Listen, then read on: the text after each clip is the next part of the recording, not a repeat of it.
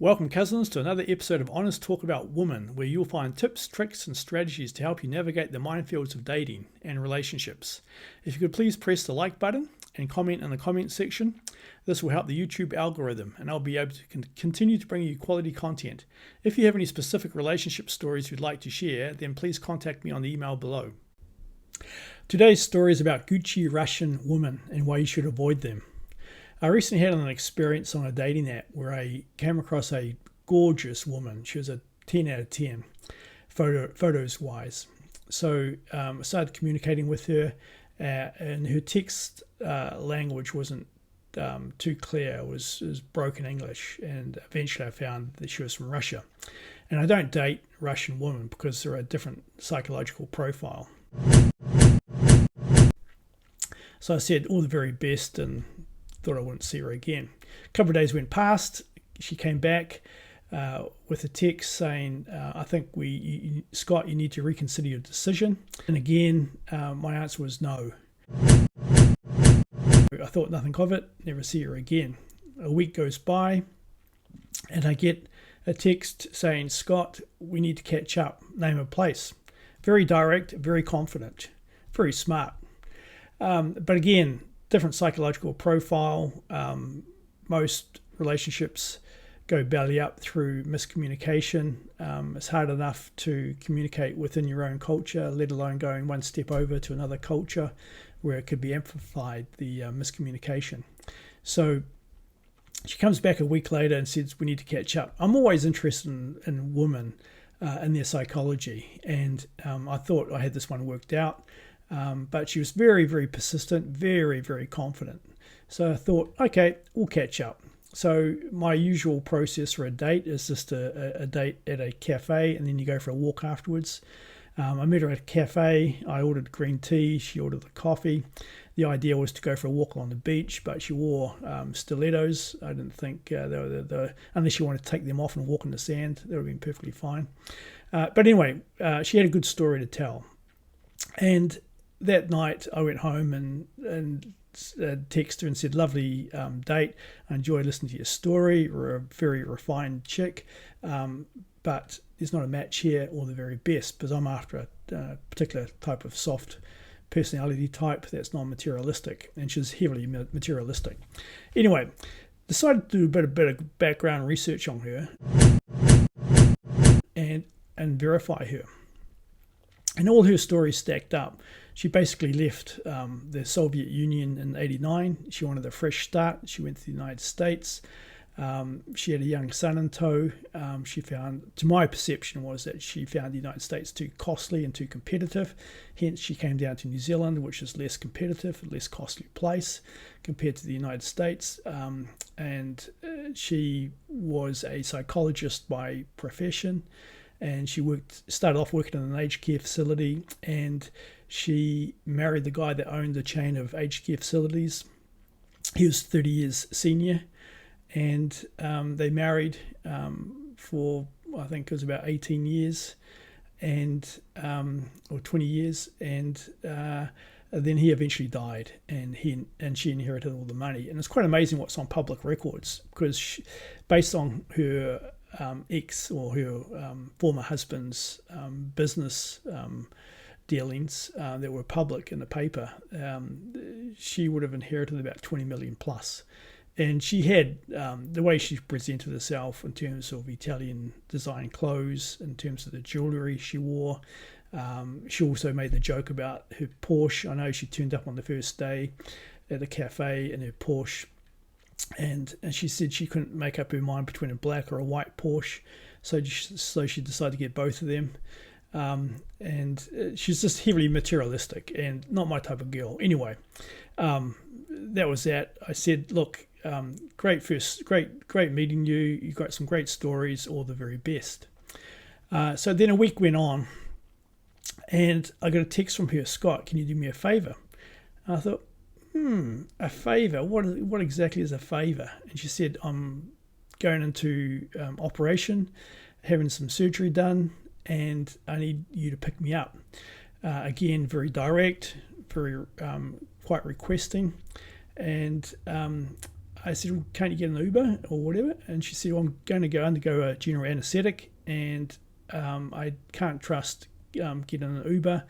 I would prefer you picking me up. And I thought, okay, she doesn't have very many close friends.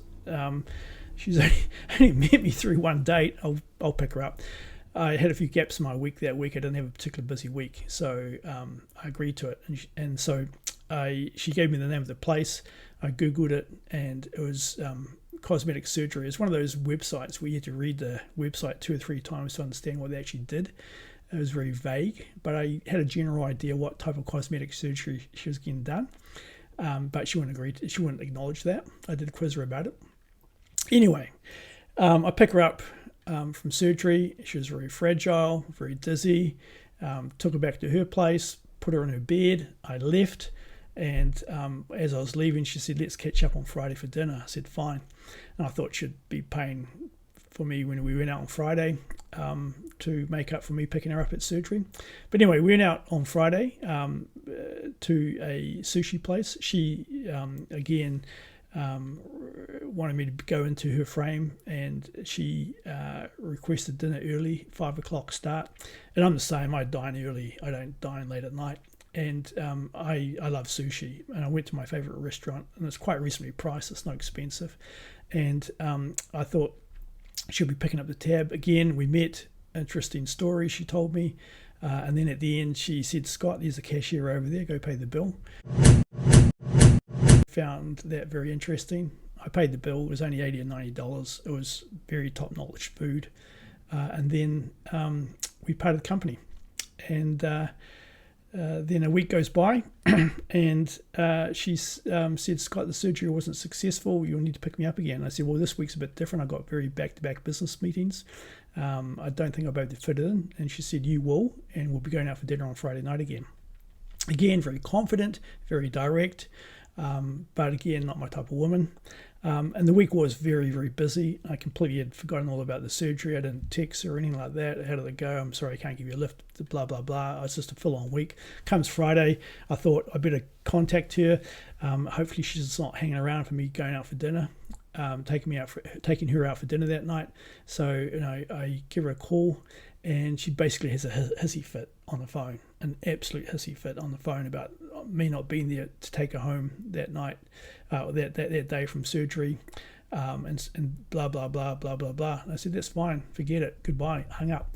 And it's a big red flag. Once you get a hissy fit from a girl, it's a big red flag. It's a no-no. You do not go any further, because she'll continue on with that right throughout your relationship. So that was that. That gave me an excuse to block her from all contact at all. So I blocked her on WhatsApp, blocked her on normal telephone network, blocked her on the dating app, and I blocked her on the email. So that was all done. And I didn't want anything more to do with her. And it was basically, from the start, I knew from my gut feel that she wasn't for me, but I went through with it, and I learned some interesting stories, but that was that. Anyway, second part of the story, rolling along here, Bangkok. So I like to go to Bangkok to do the Muay Thai kickboxing. I love kickboxing, combative sports, and Bangkok's a great place to go to for that. So I flew up, and just before Christmas, it was going to start on Christmas Day, and there's an interesting story going up to Muay Thai kickboxing. She had a taxi with a Bollywood actor, and that's another story for another day. But anyway, just before Christmas, it's nice to go out and celebrate. I'm not a religious person, but it's nice to get into the Christmas spirit sides of things. So I went on the app, and I thought I'd take a lady out who has similar interests that wants to go out and celebrate Christmas. And again, I came across this stunningly beautiful 10 out of 10 woman, and start texting her. English not so good. Eventually find out she's Russian. I was about to move on, and she sends a text of what we can do. She said, Scott, we're going to do this. Again, very direct in her speech. Here's the link for it. Book 2 tickets. So she sends me the link, and it's 𝗪𝗪 concert, and it's a 5-course meal. and it starts at 7 o'clock at night, and dinner's served about 9 o'clock. And it's just one that doesn't fit in for my timeline in terms of eating. I don't eat at 9 o'clock at night. It's 5, 6 o'clock. Nice light food. I don't do 5 courses. As dinner's my smallest meal of the day. But I wanted to go out and celebrate Christmas. But anyway, I wasn't going to spend $750. That's how much it was going to cost on my first date in Bangkok with a Russian girl I just met. Because the chances of dating someone for a second date after the first date is less than 5 or 10%. Anyway, so I go back and said, no, I'm not doing it. And she goes, oh, so it's the money, is it? I said, no, it's not the money. It's the ROI. And she goes, well, what do you mean by the ROI? And I said, return on investment. And she goes, and I said, well, the return on investment's not there. I'm going to be spending $750 on a date. Most likely I won't be seeing you after the first date. And I can go to any bar in Bangkok and get the most prettiest girl in the bar and have a physical interlude for a small fraction of the cost of $750. And then there's a pause on the phone. And then she comes back and says, oh, so you're a penis head.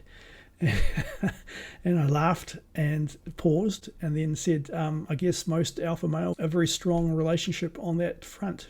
And I left it at that. And there's a pause, and then she hung up on me.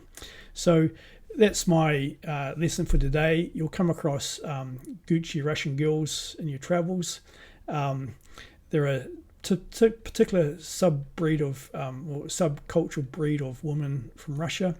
I'm not saying that all Russian women are like this. I'm just saying that there's a particular type of Russian girl who I classify as a 𝗔𝗫 Russian, who dresses up very Italian and has money at the forefront of their thinking, and are very strong personalities, and are very determined to get what they want. So unless you want to get your pockets emptied, guys, keep well away.